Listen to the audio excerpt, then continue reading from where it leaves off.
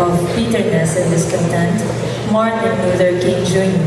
utilized the power of words to steer the will and character of Negro slaves. Dare to let go of the chains of discrimination was his urgent call. The piece, I Have a Dream, shares with us a glowing vision of freedom that can only be acquired through courage and determination. Let us give way to contestant number 12.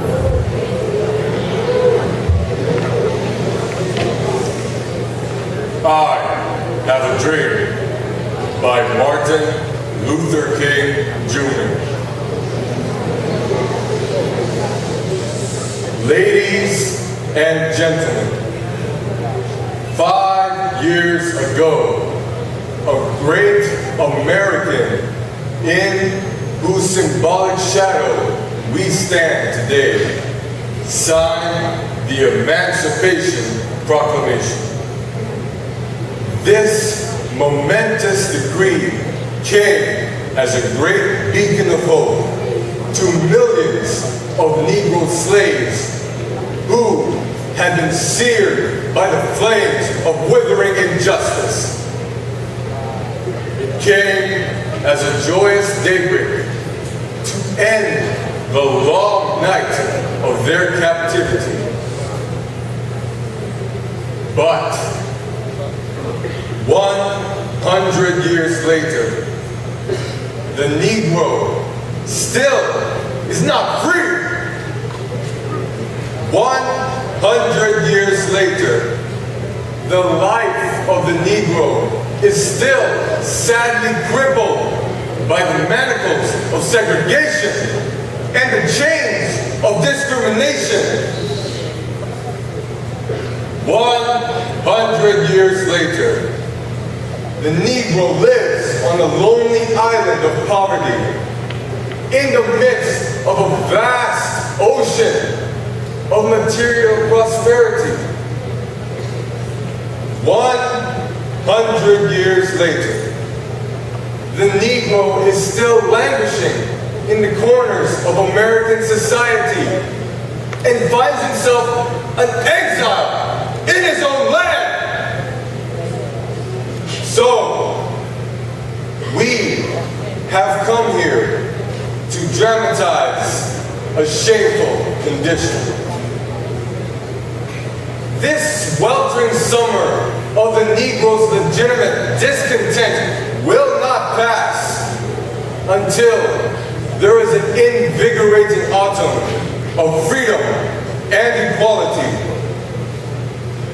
1963 is not an end, but a beginning. Those who hope that the Negro needs to blow off steam will have a rude awakening of the nation's return to business as usual. There will be neither rest nor tranquility in America until the Negro is granted his citizenship rights.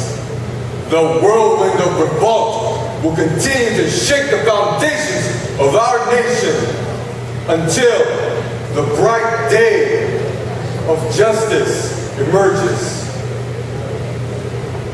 But there is something that I must say to my people who stand on the warm threshold which leads into the palace of justice. In the progress of gaining our rightful place, we must not be guilty of wrongful deeds.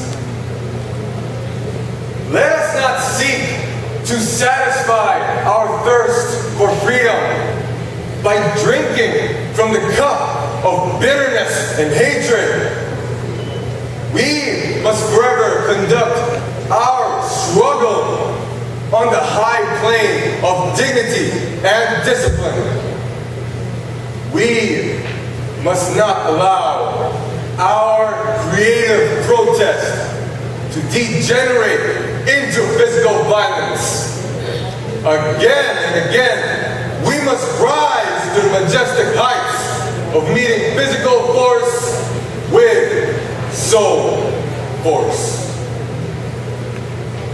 Let us not wallow in the valley of despair. Go, I say to you, my friends, that even though we must face the difficulties of today and tomorrow, I still have a dream. It is a dream deeply rooted in the American dream that one day this nation would rise up and live out the true meaning of its creed. We hold these truths to be self-evident, that all men are created equal. I have a dream that one day on the red hills of Georgia, some of former slaves and some of former slave owners will be able to sit down together at the table of brotherhood. I have a dream that one day, even the state of Mississippi, a state sweltering with the heat of injustice, sweltering with the heat of oppression, will be transformed into an oasis of freedom and justice. I have a dream that my 4 little children will one day be able to live in a nation where they will not be judged by the color of their skin, but by the content of their character. And this will be the day when all of God's children will be able to say with new meaning, my country, 'tis a thee, sweet land of liberty. Of thee I sing, land where my fathers died, land of the pilgrim's pride. From every mountainside, let freedom ring.